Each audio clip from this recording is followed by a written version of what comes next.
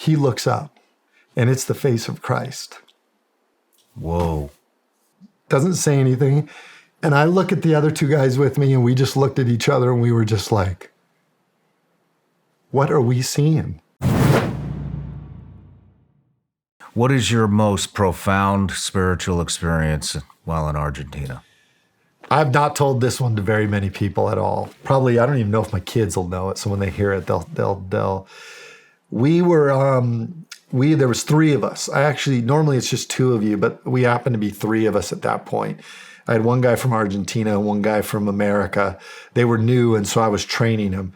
And we had a rough day. Everything had gone wrong that day. Like the appointments had all been canceled. And so we're just like, let's just go back to the pension, which is the apartment. Let's go back to the pension and let's just call it a day. And as we cross this road, we see this old man, just old and dirty, and clothes are all tattered, long hair, head down, beard, just old bum, like just what you would think is a bum. So he's crossing the road, and we get to the other side and we stop, and we all three look at each other and we're like, do we just go home, or should we turn around and help this guy? What should we do? And so finally we said, let's just go help this guy. So by the time we crossed back across the street, he was trying to get up over the curb and he started to fall. And we got there just in time and we catch him. And so we kept asking him, where are you going? And he was just kind of mumbling. So there was for about 30, 40, maybe 30 yards away, there was a kiosk, which is where it's a little store in the side of a building, somebody's house, where they sell milk and candy and food. And so we start walking towards the kiosk. And it literally takes us 30 minutes or more to walk 30 yards because this guy can't walk. He's just shuffling along. And so by the time we get to this kiosk, the sun has gone down. And now we're standing under this kiosk, much like we are in this room, and there's a light above us. And the guy, none of us had seen the guy's face. And so we asked the kiosk guy, we're like, who is this guy? He says, oh, he lives right over there, just a couple doors down at that house.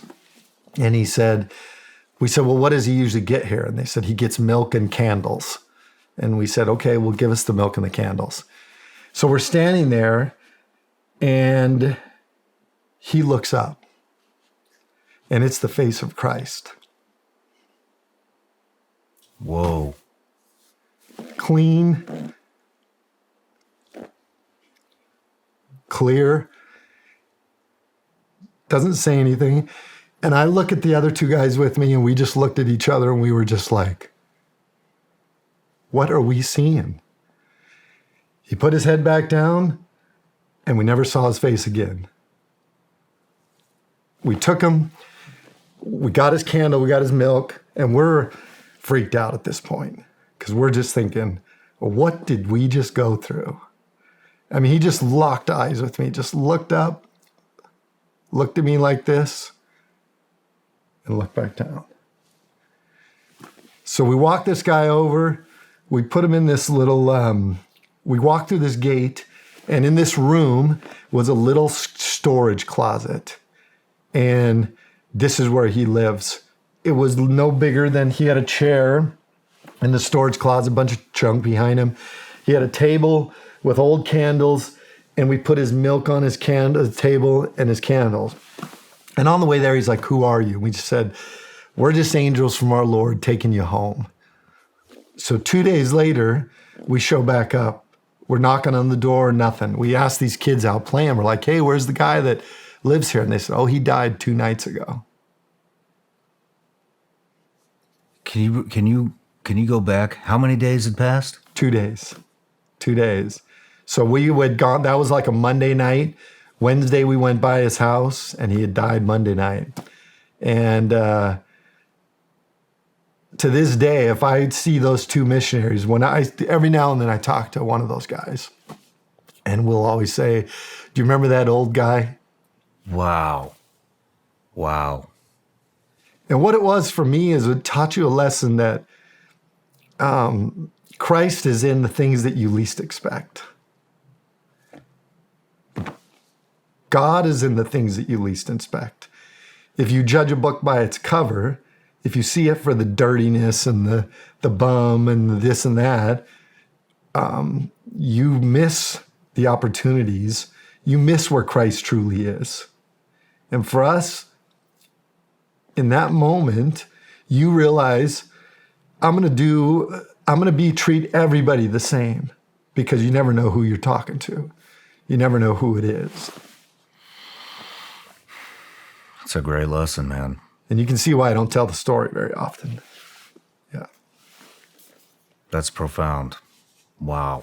So things like that, you just have one experience after another that just truly tell you that, God and Jesus Christ live, and it really puts into perspective everything that we deal with in life, which is really what helps me get through my profession, politics. I understand that's not what life is about. Life has a whole different thing. Life is about your relationship with God. You come here, you get a body, and your ability to prove yourself, your ability to show who you are, whether you're going to push through and find the greatness that you have in you, or whether you're not. And the key is, are you going to be distracted by all what life gives you?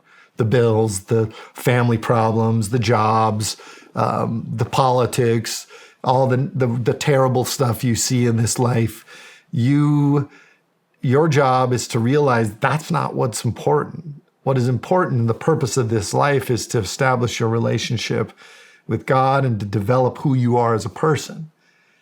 And everything else is designed to build that. The experiences you go through build that. How long did it take you to come to this conclusion? I've always been a person that's born with faith. Like, I've been a faithful person that knows that God exists and those types of things.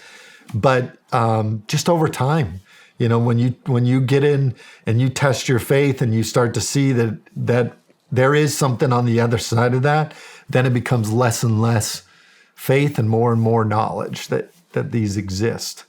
And it's really just a lifetime of it. Now, don't get me wrong. You get those times where life will continue to throw harder and harder things at you. And to really test to see if you can dig down deeper and deeper. And so, yeah, over time, it's just polished up. When did you know? When did you, I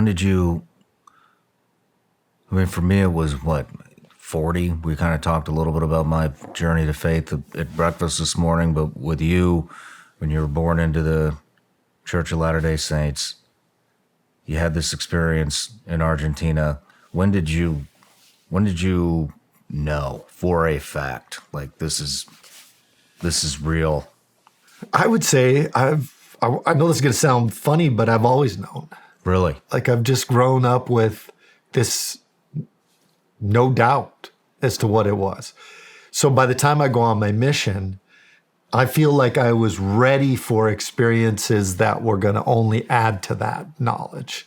And so while I knew there's knowing, but then there's going and learning even more, understanding the scriptures at a deeper level, sharing your testimony with other people, putting your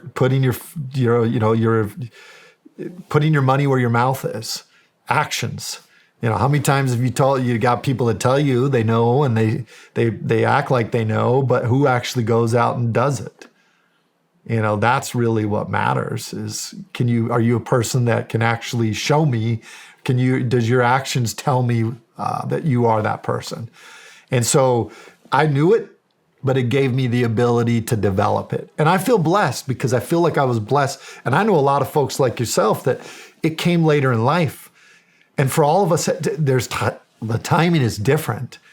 And you might say, well, I wish I would have known sooner. Well, knowing sooner isn't always the best thing, because it presents itself for the lifelong of challenges that now, like, you've come to it and you've already kind of sowed some life. You've lived some life. I have to now I know it, so I'm expected to live a certain life that throughout my whole life, because I know it's right. I know what's good. I know I'm not here to disappoint God or Jesus Christ. No matter where you're watching Shawn Ryan Show from, if you get anything out of this, please like, comment, subscribe, and most importantly, share this everywhere you possibly can. And if you're feeling extra generous, please leave us a review on Apple and Spotify podcasts.